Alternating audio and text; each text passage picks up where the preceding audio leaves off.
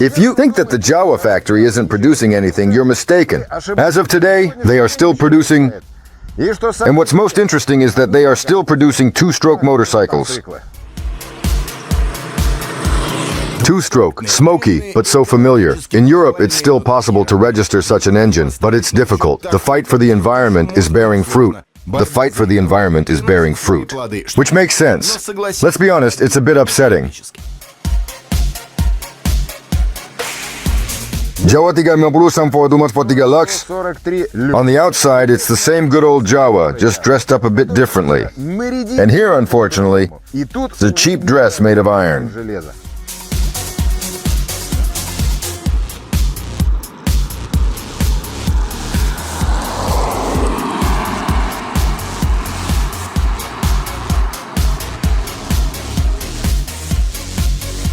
We are from that generation that I grew up in and remember. He remembers the round old women racing briskly along the country road. Then came the bananas, roaring in the courtyards of five-story buildings or rushing along the highway surrounded by domestic cockpits. Just because it's a 640 doesn't mean it's very different from the 638, which came out in 1984. That's how it always is with the Czechs. They came up with something, implemented it for improvement, and changed the index. And for us mere mortals, it's up to us to figure it out later. So it all started with JAWA Nastiga Panimaratus. It's like a transitional model. From the 634 and the new, the design of the 638-300 from 1987. But first, there was a little front end from Janacek, who bought the license to produce motorcycles from the company Wanderer. From his name, he took the letter Y from the company Wanderer VA. It became JAWA. So basically, everything here is from the 638. But you might say, the appearance is different. The designers really put in the effort, changing everything they could to plastic and cutting down on production costs. So it's not the most expensive motorcycle. It looks debatable. Thanks for having a round headlight as they can be square, to cater to the fashion of the 90s. The frame, where would we be without it? Duplex, forgive me, Lord. This is not some Chinese some kind of T-shaped beauty. The only thing they did was rip off the back part, and now it looks more erotic.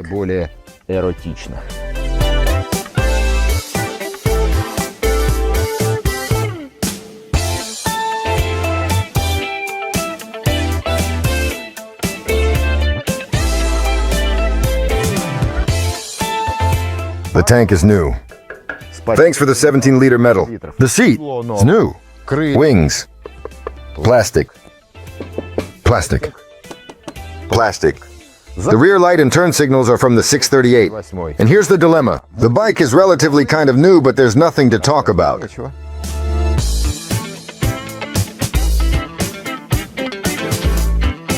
So let me remind you of the design. The rear fork, where the wheel is attached, is a swing arm type, quite reliable. With regular maintenance, the unit doesn't require special lubrication, since it relies on self-lubricating bearings and 2 shock absorbers. The chain drive of the wheel, along with the sprocket, is covered by a casing that prevents contamination. Grease for the chain is also packed in there.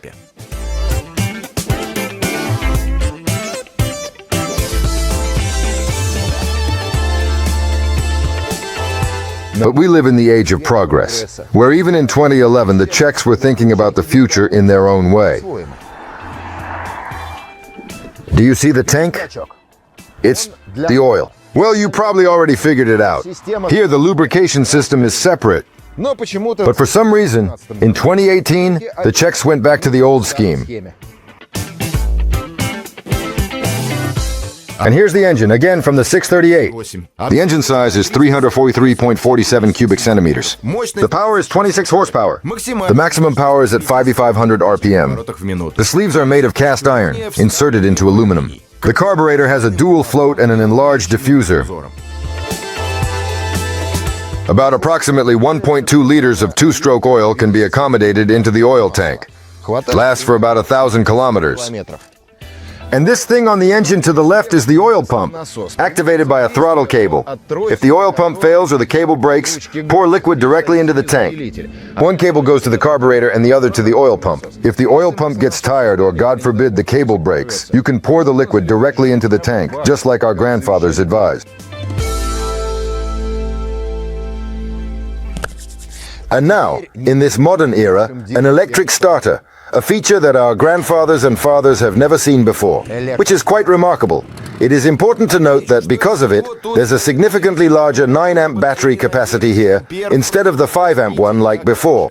By the way, the vape electronic ignition costs 30,000 rubles if installed separately.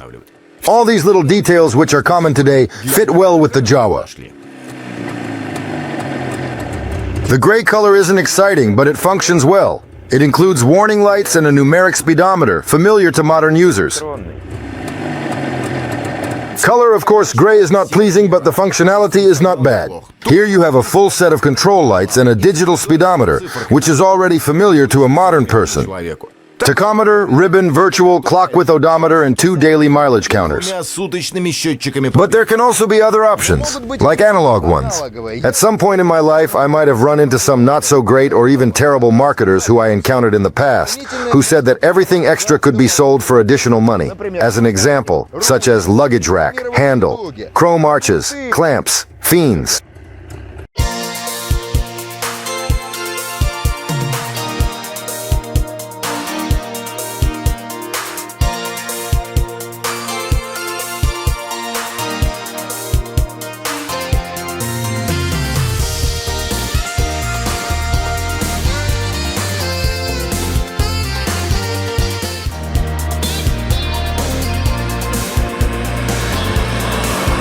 No matter how you dress up a banana, it will remain a banana.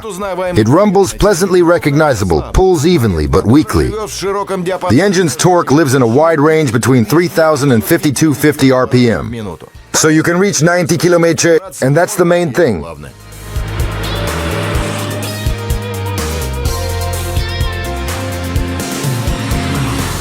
Don't smile. The Japanese bike leaves, but this motorcycle thrills. Enjoy. But won't give you the same thrill as this leisurely motorcycle. This is one of those cases where you hurry up, but take your time and enjoy.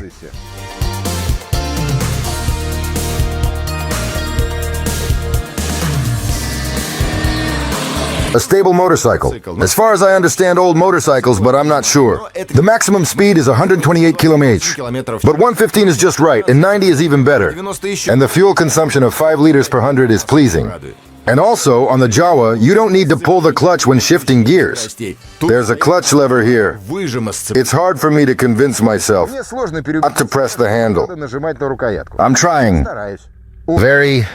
By the way, this is actually a useful thing. Automatic. If the cable breaks, you'll still make it home. And you'll even be able to get going. You just need to practice.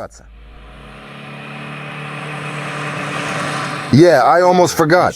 Another innovation for the motorcycle from 2011. Disc brake on the front wheel. Its diameter is 265 millimeter. A 2-piston caliper. And here's the miracle. The brake pads fit from the Honda CB400. And this makes me think that the Czechs borrowed the braking system. Or maybe not, they got a little revenge. Let me remind you, at one time the Czechoslovaks really went after Honda, since the Civic was structurally very similar to the JAWA. Coincidence? I don't think so. For some reason, I don't like this seat. It just feels off when I sit on it. It might be the angle or the material, but it just doesn't feel right. Neither straight nor lying down. And then I realize my height wasn't taken into account when they designed the motorcycle back in the distant 70s. A few more numbers. The weight of the motorcycle is about 160 kilo. Its lifting capacity is 180. 2 normal guys will sit down if they are not ashamed and go. This motorcycle is for connoisseurs, for those who enjoy cruising through the endless expanses of the motherland, reminiscing about the past. It's about nostalgia without losing touch with reality, and the innovations have been beneficial. Reminiscing about the past. Nostalgizing, without losing touch with reality. And the innovations have been beneficial. I'm not talking about appearance. To each their own. But old iron is dearer to my heart. JAWA handled bumps so well, and now it has even learned to brake. A miracle. And this is practically no longer a red, stinky thing shaking between my legs.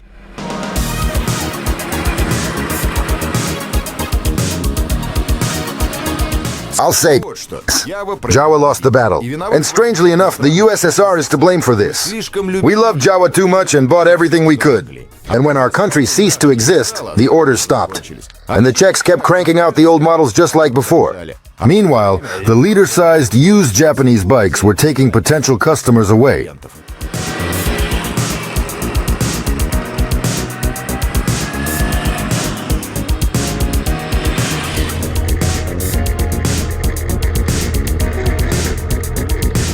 The 640 JAWA went into production in 1991 and has been consistently made with only minor cosmetic changes over 30 years now, continuing its legacy. I hope that hopefully the resourceful and innovative Czechs can come up with a creative and imaginative solution to this situation. Otherwise, the hunt goes on.